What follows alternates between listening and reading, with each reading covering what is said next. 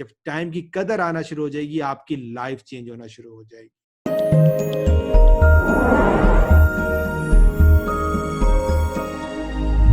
This is very important thing which we need to understand. ये आपकी let suppose के life line है ये, और आप करंट स्टेटस में अपनी लाइफ में यहाँ पे हैं 25 साल के, 30 साल के, 35 साल के, 40 साल के, और लेट सपोज के आप 100 साल तक जी रहे हैं।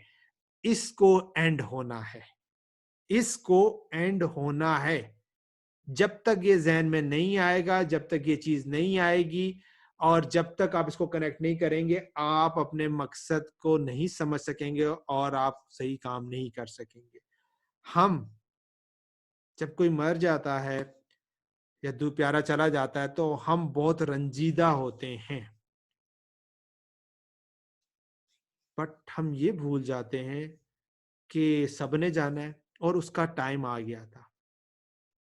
और एक बंदा अगर बीमार है और वो चला जाता है और वो बड़ी ही ज्यादा पेन में था और वो चला जाता है, तो हम ये रिग्रेट कर रहे होते हैं कि जनाब वो चला गया। हम ये नहीं देख रहे होते कि उसका टाइम पूरा हो गया और उसको अल्लाह ताला ने उस पेन से निजात दी है, और उस पेन से गुजारने का मकसद ये था कि उसके जो गुनाह थे, जो कि फिल्टर होना जरूरी थे, ताकि आगे जाके उसके लिए कामयाबी के जो एक लास्ट सीढ़ी है वो कंप्लीट हो सके। हम इसलिए रिग्रेट कर रहे होते हैं, ये समझना जरूरी है कि अब हम उस बंदे के साथ टाइम स्पेंड नहीं कर सकेंगे।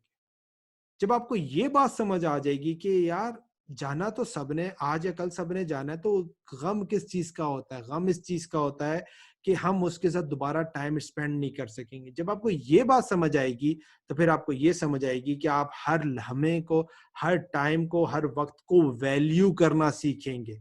कि आज अगर फैमिली के साथ बैठे हैं, दोस्तों के साथ बैठे हैं, या कस्टमर के साथ कोई काम कर रहे हैं, तो आप ये नहीं सोचेंगे कि यार आज मैं इसके साथ धोखा कर लेता हूँ, या मैं आज इसके इस काम में डंडी मार लेता हूँ, या मैं अपने आज के रिलेशंस के उनको टाइम नहीं देता हूँ, कल देखा जाएगा। फिर आप कहेंगे कल हो ना हो, और फिर आप उस टाइम को वैल्यू करेंगे, और फिर टाइम की कदर आना शुरू हो जाएगी। जब टाइम की कदर आना शुरू हो जाएगी, आपकी लाइफ चेंज होना शुरू हो जाएगी।